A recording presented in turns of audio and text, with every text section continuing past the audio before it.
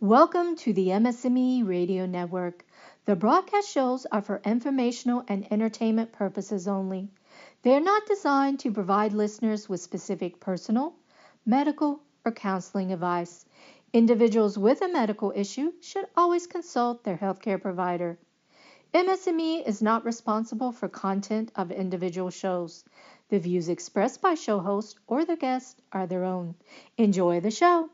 I'm John Strum, and this is RealTalk MS.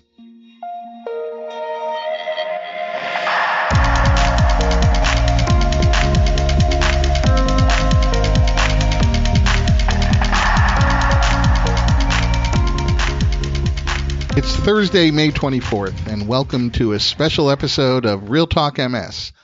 I'm at the International Progressive MS Alliance Scientific Congress in Toronto, Canada. The theme of the Scientific Congress is Progressive MS, making a difference through rehabilitation and symptom management. And yesterday was just an amazing day. More than 200 researchers, clinicians, and people living with progressive MS have come together from 16 different countries to ask questions, share their knowledge, and determine how to best impact the MS rehabilitation and symptom management research agenda. The day was started with a presentation about how brain rehabilitation techniques for people who have suffered a stroke might be translated into rehabilitation techniques for people living with progressive MS. The next presentation demonstrated some amazing insights gained through external brain stimulation for managing depression, PTSD, and other mental health issues. And then we were treated to an amazing presentation on how socially assistive robots can aid people living with progressive MS by picking up some of the caregiver burden.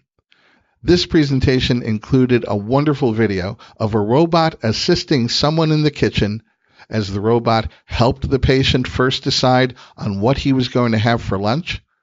Then the robot assisted the patient by locating all of the ingredients in the kitchen.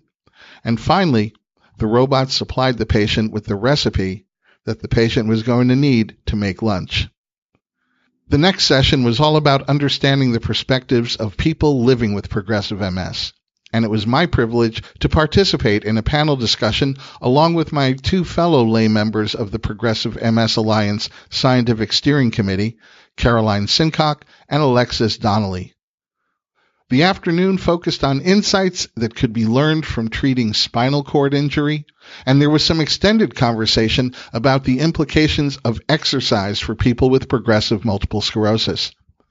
The afternoon wound up with a presentation on how exercise impacts the nervous system in MS, followed by a presentation on cognitive rehabilitation. A break before dinner allowed the attendees to view the 40 posters representing research studies being conducted by young investigators, and the highlight of the evening was the after-dinner announcements of the next steps, the future strategies that the International Progressive MS Alliance will be focusing on. And we're going to be talking all about the Alliance's announced future strategies in an upcoming podcast episode. But today, I spoke with some amazing people, experts in MS research, robotics, rehabilitation, and more. And in a moment, you'll be hearing some of those conversations.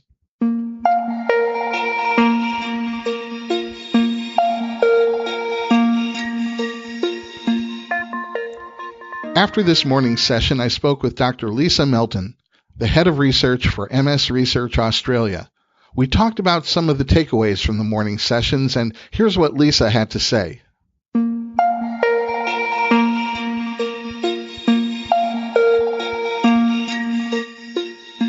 I'm talking with Lisa Melton, the head of research at MS Research Australia. And Lisa, I thought I would ask about your impressions after our first half day at the Scientific Congress.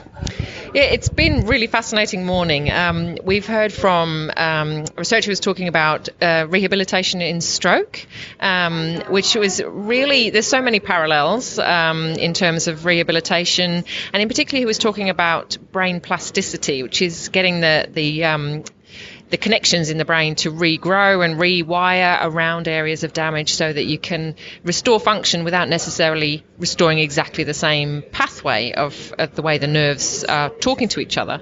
So that was really interesting. And the other interesting part of his talk, I thought, was a little bit sobering in that they've come up against the same barriers to research, and part of that is being able to measure progression and measure improvements, and having the markers, the biomarkers, so that we can actually work out which patients might benefit from which types of intervention. So I think there's some really interesting shared learnings there for stroke and for MS which were really helpful and really insightful. I was also really intrigued by the presentation about transcranial magnetic stimulation for depression and psychiatric symptoms. So we had a speaker talk about that, and he was talking really not so much about exactly where in the brain the lesions are, but which networks, which pathways in the brain are affected. And he's been doing some really interesting work to show that different types of psychiatric symptoms are linked to lesions or faults in particular networks in the brain, and that's really applicable to MS. It's not just about where the lesions are, but the white matter tract, the pathways that the information is flowing through, and which parts of our emotional processing are involved in those networks. So that was really insightful as well. One of the other presentations this morning was a panel discussion on patient participation in MS research and patient-reported information and data as it relates to research. And I was curious how you kind of see that piece of the puzzle, what your sense of the importance of patient participation in research is. It was a really interesting and insightful panel discussion. It's just so vital having people with MS, people affected by MS, involved in the process from start to finish. And hearing the thoughts of yourself and Alexis and Carolyn about, you're the experts of living with MS. And I think what was particularly useful and insightful for myself and for the rest of the delegates was really considering what makes it practical and important for people with MS to get involved in research, whether that's as a participant, but also as a person who might be involved in getting the research project set up and running. Is the research question relevant to the person with MS, the person affected by MS? Are they asking the right question? Are they looking at the right outcome measures that are actually going to make a difference to the person's life? And we can second guess that as a researcher, as a person who's once removed from living with the condition. We can second guess, we can look at all the data, but really at the end of the day you have to ask the people who are affected by it every day. And so not just the relevance of the question, but also, is it practical for the person to get involved in the research? And you yourself talked about depression and that being a really big barrier to someone being motivated and being able to get involved in research. So dealing with that first and foremost is one big priority. But then actually just really simple things like, can I get to the research venue? Can I park? Can I get in there? Am I going to get too tired by the end of all of these different measurements that you're planning on to do to me? Can I actually practically take part in that? And so it's just really crucial that researchers take that into consideration and involve people in the planning of their studies so that can be really practical. If you can't get people there to do your study because they can't physically get there, then the study's going to fall over right at the first hurdle. So I know we'll come away by the end of the day tomorrow with several different takeaways from the meeting. What's the first one you've been able to formulate so far? I think it's, as I mentioned, those two presentations in terms of stroke and psychiatric conditions, really learning from each other and bringing the Alliance has been really excellent at bringing together experts in MS. and that includes industry, it includes people living with MS, it includes all the doctors and researchers who are working on MS. And I think this is really the next big thing that we need to do in order to really overcome the hurdles that are facing us in progressive MS research, is bring in the learnings from those other fields and get them involved in the design of our studies, in setting up the work that we've got to do next in terms of the strategic plan. Well, Dr. Lisa Melton, thanks so much for talking to me. Thank you, John.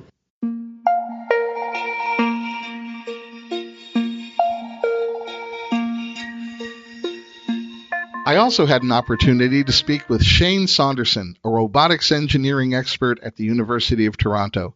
Shane and I talked about how socially assistive robots might play a role as caregivers at home and even in places like nursing homes. And during our entire conversation, two pretty friendly robots looked on with interest.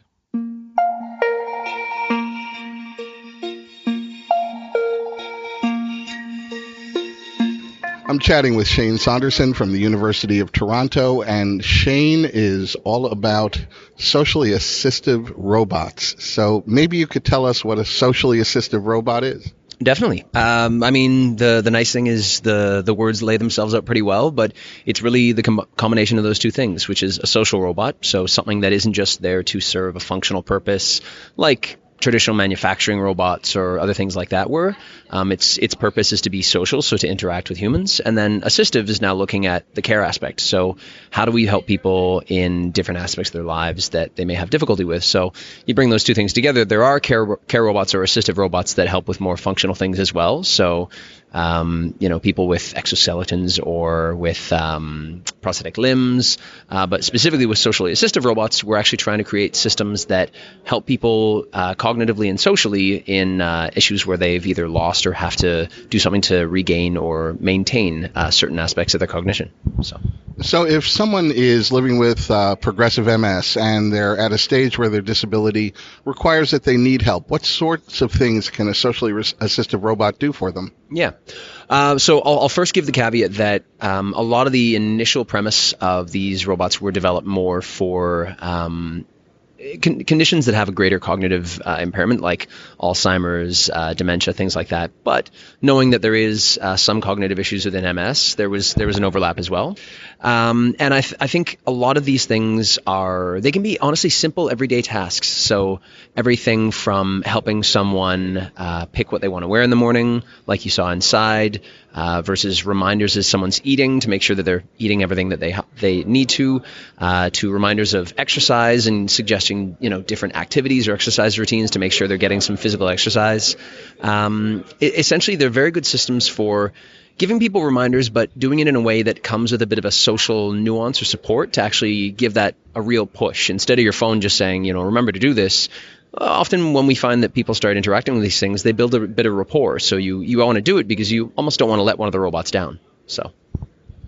And I guess in addition to home settings, it can be used in institutional settings like hospitals, not necessarily to practice medicine, maybe not yet, but certainly doing some of the care functions and nursing homes, things like that. Yep, exactly. I think our hope is that the main application that we want to focus on is aging in place, so helping people at home. But you're dead right. In care environments, there can be tons of great applications, all the way from the fairly innocuous. So examples that we do of robots facilitating games and being entertainers, but even up to some more medical-oriented things. There are different robots that are, for example, used to draw blood, or different applications like that. So it's one of those fields where what's going on right now is already quite impressive, but within the next 5, 10, and 20 years, I think that we'll see even more applications coming out to help alleviate a lot of, theoretically lower skilled and lower value applications for people that have a lot of training to be able to use it more effectively in other areas. So I'm wondering, what about cost considerations when we're talking about a robot that might be able to function and help someone age at home? Where, I'm sure the costs aren't there yet, but where do you see them going to the point where we're looking at realistic distribution? Yeah, you're right. The costs aren't there yet. So, for example, we're standing in front of a couple robots right now that are actually, manufactured sort of off-the-shelf things, but each of them is $7,000, $8,000, $9,000 a piece. So. You're right. Right now, that really isn't necessarily cost prohibitive. That said, these are already about 6 or 7 years old, and a lot of robots being developed now are even getting down to the sub $2,000, sub $1,000, sub $500. Suddenly, at that point, they start making a lot more sense. I think the other thing that needs to happen isn't just, we need to get the cost down, but we need to show tangible value on the other side. So right now, I think there's been a lot of really good preliminary research in how the different applications that I mentioned can be helped by using socially assistive robots. But I think to be able to really get this through, payers, be it government or insurers, we're going to need to start to make a better business case by actually showing the financial change. So, the ability to say we kept this person out of the hospital because we were able to keep them in better health than they would have been alone. Or we kept this person from, instead of needing a caregiver 2-3 hours a day, only needing someone there a couple times a week. And so to be able to show those tangible offsets, I think will suddenly justify that actually even a $7,000, $8,000 robot might be very worthwhile when you consider some of the things that it could be offsetting. So. While you were giving your presentation, somebody sitting next to me leaned over and said, in addition to all the really cool things that these robots obviously can do, they would just go so far in terms of mitigating loneliness for someone at home. Have you looked at that? Is that something that gets considered in the robot equation? Yeah, I would say I'll give you my personal opinion, and then I'll give you some of the global perspectives as well. So from a global perspective, actually, that's already become quite common in some markets like Japan and Korea. There already are a lot of both digital and physical robotic, companions, assistants, for people that, for whatever reason, maybe either can't or don't want to engage in more public society. So in that sense, it's not just a matter of, this could be a thing, but it already is in many ways. It's been a little less popular in Western markets, but I think that's fairly in line with kind of how cultural acceptance of robots has gone.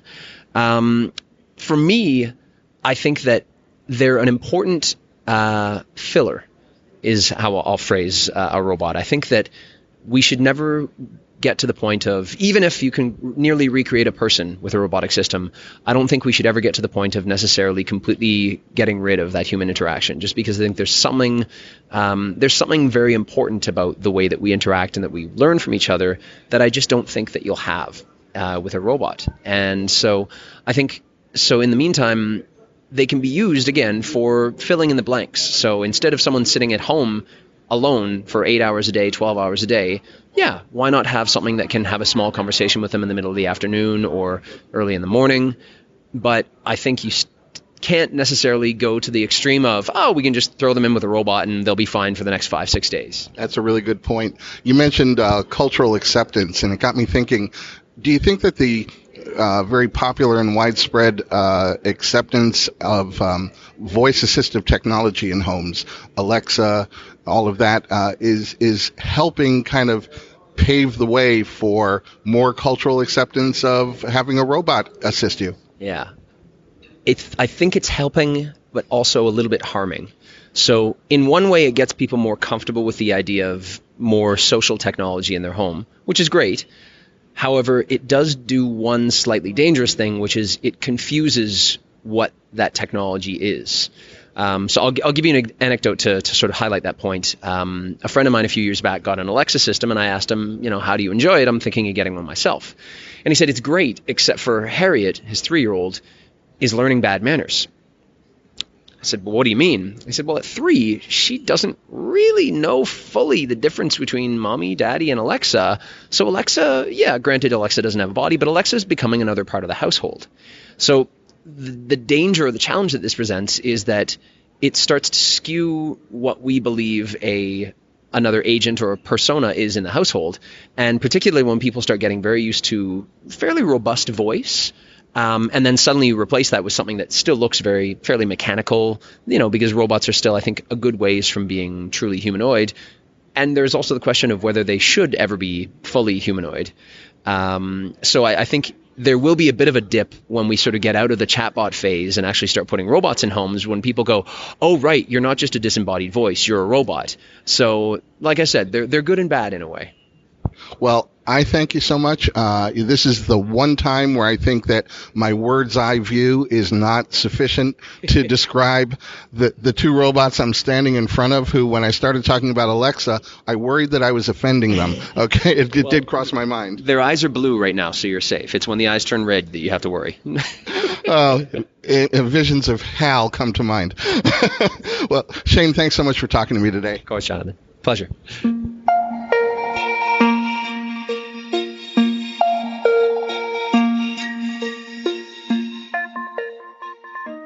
The poster session at the Scientific Congress gave everyone an opportunity to meet a few dozen MS researchers and hear them explain their research projects and answer our questions.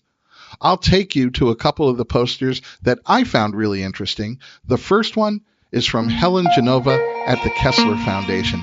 And Helen and her team looked at using virtual reality as a means of measuring and even repairing lapses in an MS patient's ability to read and navigate through everyday social cues.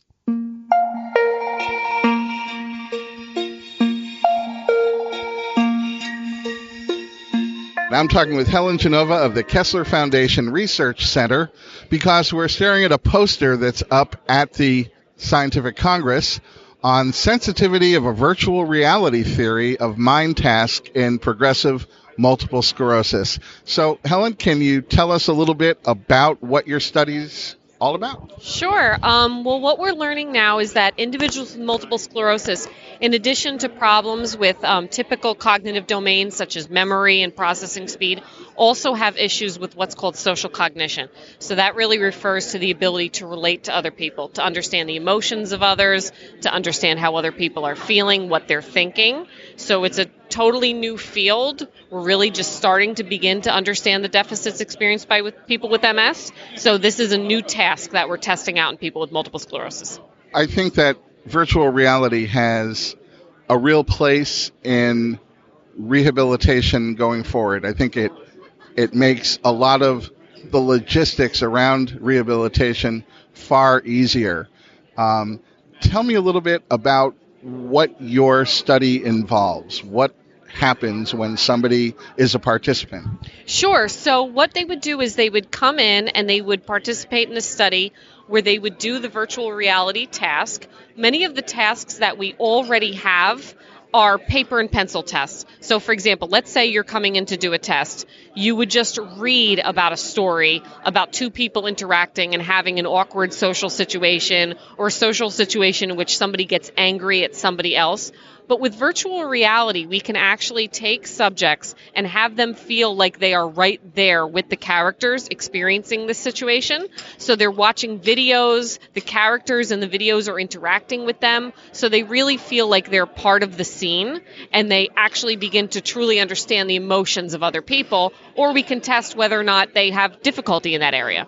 So then after they see a certain scenario, you would ask them to kind of define some of the motivations behind some of the people in that scene. Is that what you would do? Yes, exactly. So for this poster, what I'm showing here is an example of where someone makes a mistake and hurts somebody unintentionally. So that's what we call a faux pas. So a typical example of a faux pas is, let's say you saw a woman and she was a little bit overweight, and you went up to her and you said, "Hey, when is the baby due?" Right?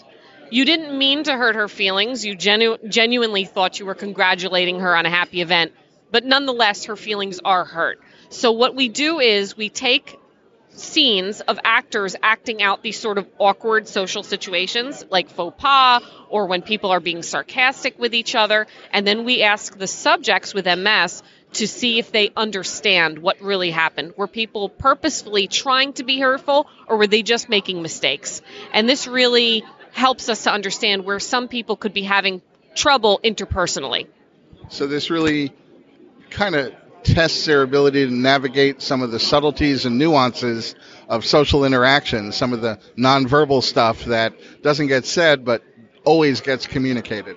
Absolutely. So imagine if you came home from work and you walked into your kitchen and you saw your wife and she looked very unhappy and you guys started talking and she got up and said, "I just don't you just don't understand me anymore," right? So this may be a situation that people with MS find themselves in that they're simply not understanding why the people around them feel the way that they do. And what we're finding out here is that this may be due to a deficit in social cognition, so truly not being able to understand the emotions of others. And we're looking for ways to test this and then also to improve this in people with MS. Is there a path to trying to sharpen those skills?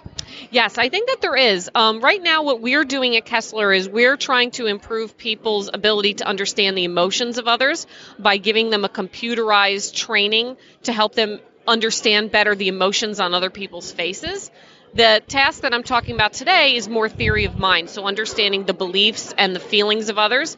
That type of intervention would mean increasing awareness of those deficits. So maybe, for example, taking someone with MS and their spouse or their friend and highlighting situations in which they may not understand each other or these miscommunication issues may be happening, and to stop the person with MS and say, "Do you understand that he really didn't mean to hurt your feelings? Or do you understand that this was a sarcastic comment as opposed to a real comment?"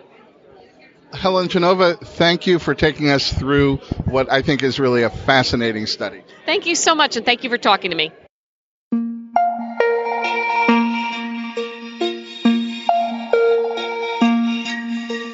The next poster that caught my eye was from a research team at Wayne State University, and they looked at how to go about delivering physical exercise therapy by telephone. No, it really doesn't involve having a physical therapist call you on the phone while you're exercising.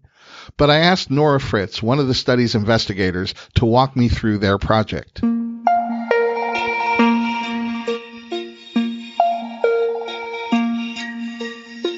I am speaking with Nora Fritz from Wayne State University. Nora is one of the investigators in a really interesting study, the development of a telephone-delivered physical activity intervention for multiple sclerosis fatigue. So, Nora, maybe you could explain a little bit about what your study is all about. Sure, John, I'd love to do that. So basically, we already know that exercise helps to improve fatigue in persons with MS, but the idea is that not everyone has access to a major medical center or the ability to drive to a major medical center to receive this kind of skilled therapy. So we wanted to develop a telephone-delivered intervention that would still include this skilled therapy, but in a way that was barrier-free and would allow anyone with MS who wanted to participate to participate. And this intervention specifically targets fatigue, which is one of the most common impairments in persons with MS. So to develop this intervention, we thought it was really important to include both resistance training and aerobic training, which have been shown to be the most effective way to target fatigue in MS. And we also wanted to include an educational component to this that would mimic true physiotherapy. So when you come to see a therapist, you not only get this exercise training, but you also get the educational component, and that's part of what makes this skilled therapy. So we developed 8 modules that would go along with the 8 weeks of this training program. Anyone who was randomized into the trial, either telephone or in-person exercise, got the same exercise program, 2 times a week of aerobic training and 3 times a week of strength training for the lower extremities. And then they also had access to these educational modules. The only difference is whether they went through them in person with the trainer or over the telephone. And so we're really excited about this trial. The results are forthcoming and we're excited to share them with everyone. We're hoping that we'll be able to show equivalence between the groups and be able to roll out this kind of exercise therapy to anyone with MS who wants to participate. So what is a telephone-delivered exercise program really like? What are the nuts and bolts of that? It's a great question. A lot of times people ask me, does that mean I'm actually exercising while I'm on the phone with you? And the answer is no. You're doing a home exercise program on your own, but you are working with the trainer to progress your exercises from week to week to report your progress. They keep you accountable, but really you're going through this educational module each week with the trainer and having a dialogue about different issues related to your MS. It's individualized to you. That's really great. And I can see how beneficial this could be, because sometimes the biggest barrier to someone with MS taking advantage of things like exercise is logistically getting to a place, getting somewhere. That can be a whole set of challenges that get eliminated with this kind of an approach. So I think it's brilliant. Thank you so much. And I think that's what you were pointing out today earlier in our session, actually, is that sometimes the primary reason for not participating in a trial is not being able to get there. And so we're hoping that this sort of intervention would solve that problem. Well, thank you for your work. I think it's great. Thank you so much.